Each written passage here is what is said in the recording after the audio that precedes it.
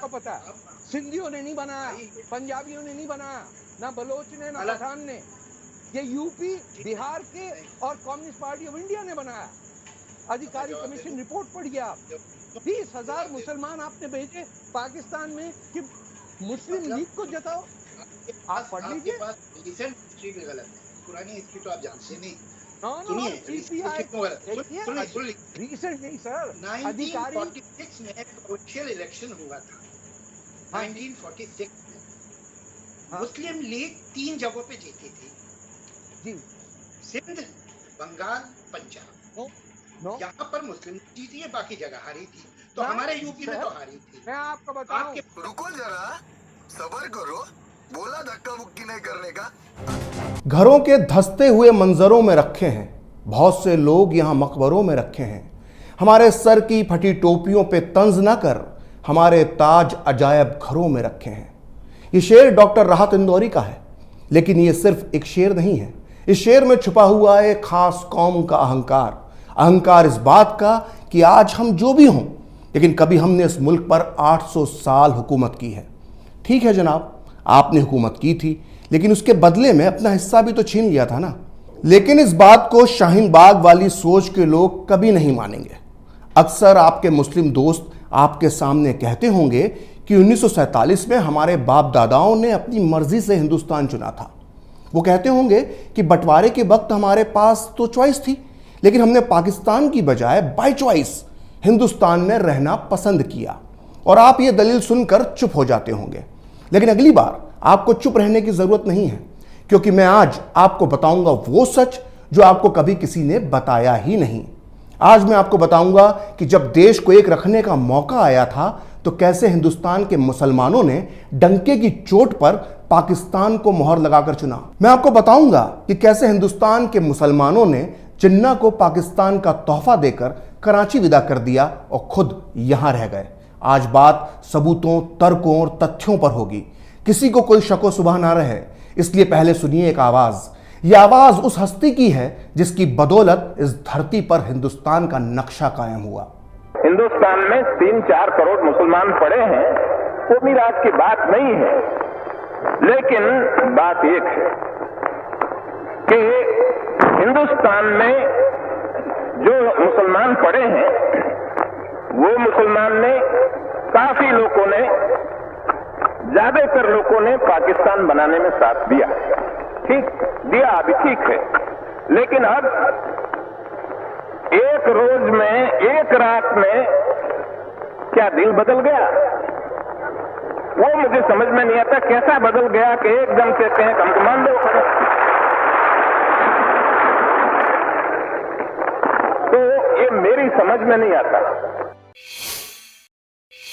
सुना आपने, यह आवाज थी सरदार पटेल की। तारीख थी 3 जनवरी 1948 और जगह थी कोलकाता। सरदार पटेल का जो भाषण आपने सुना है, उसमें वो हिंदुस्तान के उन मुसलमानों की बात कर रहे हैं जो आजादी के बाद भारत में ही रह गए थे, पर हैरानी भी जता रहे हैं कि जिन मुसलमानों ने कल तक पाकिस्तान बनाने में साथ दिया था, आज अचानक एक दिन में उनका दिल कैसे बदल गया। हकीकत में इतिहास का ये वो काला सच है जो आज तक आपसे छुपाया गया है, लेकिन आज सच सामने आएगा और आंकड़ों के साथ आएगा। आपने देश के कई चुनावी नतीजों का विश्लेषण पढ़ा और सुना होगा, कभी 77 का चुनाव, कभी 84 का चुनाव, तो कभी 2014, तो कभी 2019 का चुनाव। लेकिन आज मैं विश्लेषण करूंगा 1946 के चुनाव का। वो चुनाव जिसने दुनिया के नक्शे पर पाकिस्तान की नींव रखी, वो चुनाव जिसने जिन्ना के सपने को पूरा किया, और वो चुनाव जिसने 30 लाख मासूम जिंदगियों को मौत के घाट उतार दिया। 1945-46 का चुनाव जो आजादी के ठीक 1 साल पहले हुआ था, उसमें कांग्रेस और मुस्लिम लीग के बीच सीधा मुकाबला था। इन चुनावों में मुद्दा बिजली, सड़क, पानी नहीं था। मुद्दा सिर्फ एक था, अखंड भारत या फिर पाकिस्तान। के चुनाव में जिन्ना की मुस्लिम लीग ने नारा दिया, लड़के लेंगे पाकिस्तान, मर के लेंगे पाकिस्तान। तो इन हालात में अब होता है 1946 का चुनाव और आते हैं उसके नतीजे, और ये नतीजे बताते हैं कि किसके बाप दादाओं ने बनाया था पाकिस्तान। जैसा कि मैंने आपको अपने पिछले वीडियोस में बताया था कि केंद्रीय असेंबली की 30 मुस्लिम रिजर्व सीटों में से 30 की 30 पर जिन्ना की मुस्लिम लीग जीत जाती है। वहीं प्रांतीय असेंबलियों में आरक्षित 492 मुस्लिम सीटों में से 429 सीटें मुस्लिम लीग जीत गई। लेकिन बात यहीं खत्म नहीं होती। आपको लग रहा होगा कि इसमें हैरानी की बात क्या है, वो इलाके जो आज पाकिस्तान में हैं वहां मुस्लिम लीग जीत गई होगी। नहीं, ऐसा नहीं हुआ था। मुस्लिम लीग जीती थी उन शहरों, उन इलाकों में जो आज भारत का हिस्सा हैं। मुस्लिम लीग ने अपना झंडा गाड़ा था आज के उत्तर प्रदेश में, बिहार में, मध्य प्रदेश में, महाराष्ट्र में, यहां तक कि तमिलनाडु, केरल, आंध्र, कर्नाटक, असम और उड़ीसा में भी मुस्लिम लीग ने अपना परचम लहराया था। ये वो इलाके थे जो कभी पाकिस्तान का हिस्सा नहीं बनने वाले थे और ये बात वहां के मुस्लिम मतदाताओं को भी पता थी। फिर भी उन्होंने मुस्लिम लीग को वोट दिया। तो आइए अब आपको बताते हैं कि प्रांतीय असेंबलियों के चुनावों में किस राज्य में मुस्लिम लीग को कितनी सीटें मिली। संयुक्त प्रांत यानी आज का उत्तर प्रदेश, जहां की 66 मुस्लिम सीटों में से 54 पर मुस्लिम लीग जीती।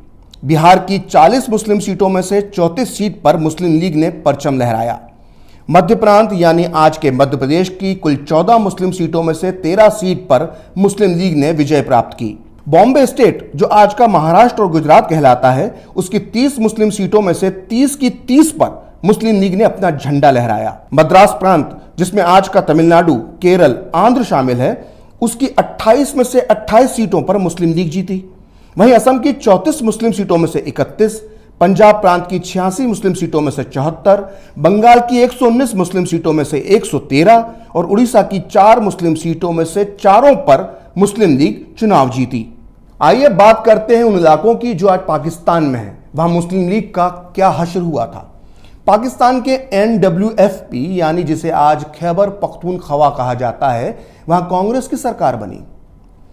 पंजाब जिसका एक बड़ा हिस्सा पाकिस्तान चला गया, वहां मुस्लिम लीग सरकार तक नहीं बना पाई। वहां खिजर हयात की यूनियनिस्ट पार्टी और कांग्रेस की गठबंधन सरकार बनी। पाकिस्तान की सिंध में मुस्लिम लीग को बहुमत नहीं मिल पाया और उसे गठबंधन सरकार बनाने के लिए मजबूर होना पड़ा। वहीं बंगाल में जिसका एक बड़ा हिस्सा पूर्वी पाकिस्तान में चला गया, वहां भी मुस्लिम लीग को पूर्ण बहुमत नहीं मिल सका और उसको निर्दलियों के सहारे सरकार बनानी पड़ी। तो यह साफ हो गया कि 1945-46 के चुनावों में पाकिस्तानी इलाकों में मुस्लिम लीग को उतनी कामयाबी नहीं मिली जितनी हिंदुस्तानी हिस्सों में मिली थी। आपको जानकर आश्चर्य होगा कि खुद मुस्लिम लीग के नेता और पाकिस्तान के जनक मोहम्मद अली जिन्ना इन चुनावों में कराची, लाहौर, पेशावर या रावलपिंडी से नहीं बल्कि मुंबई की बायकुला सीट से चुनाव लड़े थे और भारी मतों से जीते थे। आज भी इस बायकुला और उसके आसपास के इलाकों में भारी तादाद में मुसलमान रहते हैं जिनके पुरखों ने कभी जिन्ना को वोट दिया था।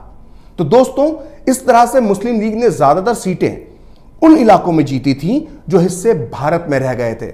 और हैरानी की बात यह है कि इन इलाकों में आज भी मुस्लिम जनसंख्या अच्छी खासी तादाद में मौजूद है। यानी 1946 में मुस्लिम लीग को वोट देने वाले 1947 में पाकिस्तान नहीं गए। तो आइए अब देखते हैं कि इन भारतीय इलाकों के कितने फीसदी मुसलमानों ने पाकिस्तान की मांग करने वाली जिन्ना की मुस्लिम लीग को वोट दिया। ये आंकड़े बहुत चौंकाने वाले हैं, इन्हें ध्यान से देखिएगा। 1946 के चुनावों में मुस्लिम रिजर्व सीटों पर 89.5% मुसलमानों ने मुस्लिम लीग को वोट दिया। वहीं सिर्फ 4.5% मुसलमानों ने ही कांग्रेस को वोट दिया और बाकी 6% मुसलमानों ने अन्य मुस्लिम कट्टरपंथी पार्टियों को वोट दिया। यानी 1946 के चुनाव में करीब 95.5% मुसलमानों ने पाकिस्तान मांगने वालों को वोट दिया और सिर्फ 4.5% वोट दिया कांग्रेस यानी भारत के पक्ष में। तो सोचिए, भारत की आजादी से ठीक पहले सिर्फ 4.5% मुसलमान भारत के साथ खड़े थे और 95.5% मुसलमान पाकिस्तान जिंदाबाद का नारा लगा रहे थे। अब सवाल यह उठता है कि आखिर भारत के जिन मुसलमानों ने पाकिस्तान के नाम पर वोट दिया, उनमें से कितने लोग पाकिस्तान गए? यह वो सच है जिसे जानने के बाद आप चौंक जाएंगे। आंकड़े बहुत ज्यादा हो जाएंगे, इसलिए हम अभी सिर्फ उत्तर प्रदेश की बात करेंगे, क्योंकि जिन्ना के पाकिस्तान को अगर पूरे भारत में सबसे ज्यादा खाद और पानी कहीं से मिला था तो वो उत्तर प्रदेश के मुसलमानों से ही मिला था। आंकड़ों के आधार पर हम ये मान लेते हैं कि 1946 के चुनाव में तब के यूनाइटेड प्रोविंस यानी आज के उत्तर प्रदेश में करीब 95% मुसलमानों ने मुस्लिम लीग को वोट दिया था। और तब 1941 की जनसंख्या के आंकड़ों के मुताबिक मुस्लिमों की आबादी थी 15.43% और आजादी के बाद 1951 की जनगणना के मुताबिक उत्तर प्रदेश में मुस्लिम आबादी बची थी 14.28%। यानी 1947 के बंटवारे के बाद उत्तर प्रदेश में मुस्लिम आबादी में 1.15% की ही कमी आई। यानी यूपी के करीब 95.5% मुसलमानों ने मुस्लिम लीग को वोट तो दिया, लेकिन उनमें से सिर्फ और सिर्फ 1.15% मुसलमान ही पाकिस्तान गए और बाकी के सारे की सारे यहीं रह गए। अब एक और आंकड़े पर गौर कीजिए। पाकिस्तान में भारत से जाकर बसने वाले मुसलमान यानी मुहाजिरों की संख्या करीब 2 करोड़ है और भारत में रहने वाले मुसलमानों की संख्या करीब 20 करोड़ है। अब सोचिए कि जब 1946 के चुनाव हुए थे तो 95% मुसलमानों ने पाकिस्तान के लिए वोट किया और फिर भी भारत में रहने वाले मुसलमानों की तादाद 20 करोड़ है। अपने डबल स्टैंडर्ड को छुपाने के लिए आज का मुसलमान यह तर्क देता है कि 1945-46 के चुनावों में मताधिकार यानी वोट डालने का अधिकार सिर्फ कुछ लोगों को था और इन कुछ ही लोगों ने पाकिस्तान को चुना। लेकिन भाईजान, आपको यह समझना चाहिए कि जब बीमार होने पर इंसान का ब्लड टेस्ट होता है तो सिर्फ 5 मिलीलीटर खून ही निकाला जाता है, पूरे शरीर का खून नहीं निकाला जाता और खून की इन्हीं चंद बूंदों से बीमारी का पता चल जाता है। जैसे 1945-46 के चुनावी वोट सैंपल से यह पता चल गया कि पाकिस्तान नाम की बीमारी किनकी रगों में दौड़ रही थी। अब एक बार फिर सुनिए सरदार पटेल ने आजादी के बाद पाकिस्तान को वोट देने वाले मौका परस्तों के लिए क्या कहा था। कि एक रोज में दिल सबका कैसा बदल गया। तो कहते हैं कि हम वफादार हैं, तो हमारी वफादारी में शंका क्यों की जाती है, आपको सस्पिशन क्यों आता है। तो हम कहते हैं भाई हमको क्यों पूछते हो, आपके दिल को पूछो, भीतर पूछो, हमको मत पूछो। वो हमको पूछने की बात नहीं है। लेकिन हमने एक बात कही कि आपने पाकिस्तान बनाया, आपको मुबारक, हमें उसमें कोई दखल देना नहीं चाहते। जब दांत गिर जाए, खट्टा हो जाए, तब गिर जाए, तब पीछे आओ, वहां तक हमें पीछे बुलाना है नहीं, हम बैठे ठीक है। कोई कहते हैं कि हम आखिर पाकिस्तान और हम एक हो जाए। मैं कहता हूं कि मेहरबानी करके ऐसी बात न करो, वो कैसे रहने दो। तो अगली बार कोई आपके सामने कहे कि हमारे बाप दादाओं ने अपनी इच्छा से हिंदुस्तान में रहने का फैसला किया था, तो उसको 1946 का चुनाव आंकड़ों के साथ बताइएगा। उसको मालूम पड़ जाएगा कि किसका कितना खून शामिल है यहां की मिट्टी में और किसके बाप ने मांगा था पाकिस्तान। किराएदार हैं, जाती मकान थोड़ी है, सभी का खून है शामिल यहां की मिट्टी में। किसी के बाप का हिंदुस्तान थोड़ी है। कंट्रोल उदय।